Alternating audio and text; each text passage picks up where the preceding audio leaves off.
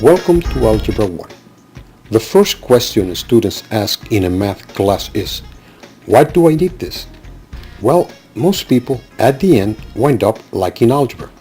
But to really understand why we need the subject, actually any subject, we must wait until we reach higher proficiency.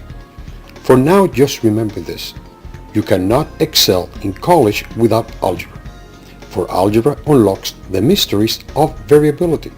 And variability, of course, is the first topic we will discuss. A variable is anything that can change. For example, how many of us can go into a pastry shop full of different delicious sweets without changing our selections several times? Well, that is variability. Because you can't make up your mind, your purchase becomes a variable. Now imagine a supermarket where a company buys millions of different things. Without algebra, it would not be a supermarket because they would be limited by the number of items they sell.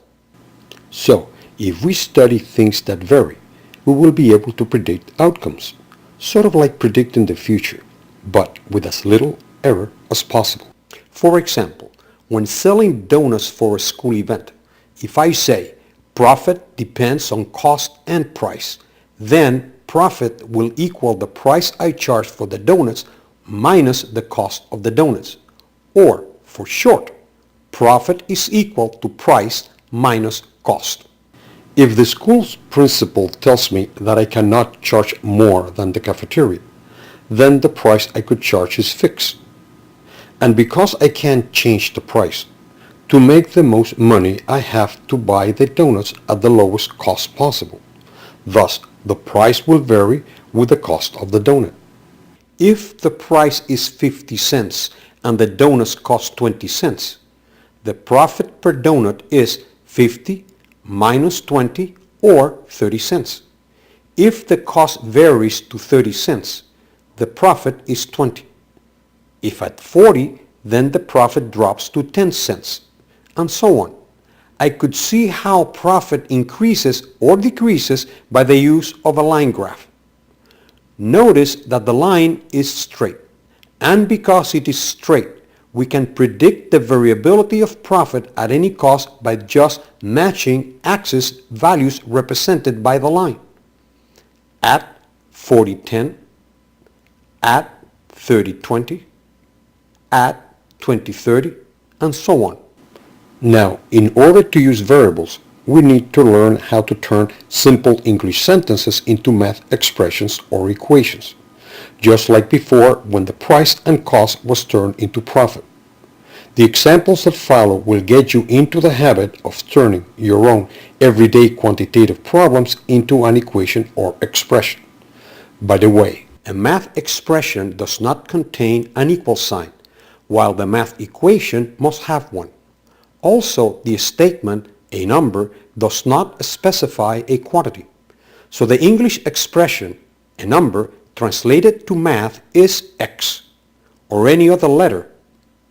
From page 8 and 9, section 1.1 of the book, we start practice. Number 1.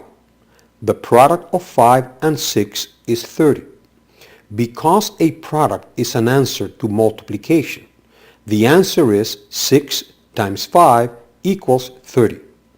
Notice that the word is translates to equal. Number 2. The quotient of 30 and 5 is 6. A quotient is an answer to division, and is means equal. So, 30 divided by 5 equals 6. Number 3. The sum of 3 and 4 is 7. A sum is the result of an addition. Is means equal. So 3 plus 4 equals 7. Number 4. The difference of 12 and 4 is 8. A difference is an answer to subtraction. Is means equal. 12 minus 4 equals 8. Number 5. A number. When we say a number, any letter will do. X, Y, Z, A, B, C. Normally, lowercase letters are used. Number 6. Twice a number. Twice would be 2 for twice, and X for the unknown number, or 2A. No other symbols are needed. Number 7. 4 times a number. Using what we learned in number 6, it would be then 4x. Number 8. 3 consecutive numbers. Consecutive means following one after another without interruption, like in 2, 3, 4, 5. If we call the first number, the one we don't know, x, then the number that follows must be one more, or x plus 1, and the next number, x plus 2. The answer is then x, x plus 1, x plus 2. Number 9. If 7 is added to a number, the unknown number is x, and we add 7 to it, x plus 7. Number 10.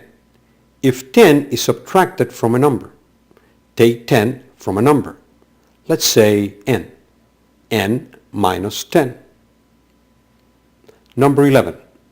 8 less than twice a number. Take 8 from twice, or 2x.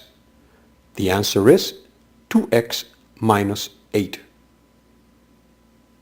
Number 12. 5 more than 3 times a number. Add 5 to 3 times, or 3x. Answer 3x plus 5. Number 13. A number to the 5th power plus 3. The phrase a number would be just x. To the 5th power, the exponent is 5. Then add 3. Number 14. 10 increased by half a number. Increase means addition. When we say half, we split in 2, or 10 plus x divided by 2. Number 15. The product of two numbers. If we say two numbers, the numbers must be different, like in x and y. Product is multiplication, so the answer is x times y, or xy. Number 16. The square root of a number decreased by 4. The square root means the radical sign, so this would be the square root of x, which we then reduce, or minus 4. Number 17. Pete is 3 years older than twice the age of Nick. In here, Pete is, and is equal. So P equals. Twice is 2 times. So P equals 2 Nicks, or P equals 2N. To this we add 3. 3 more years. P equals 2N plus 3. Number 18. Twice the sum of two numbers. By now you should know that twice means 2 times. Now, if you twice a sum, first you must add the sum, then multiply. This requirement is met by putting the addition in parentheses and the 2 in front of it. So 2 times x plus y is the answer. Remember, x and y are two different numbers.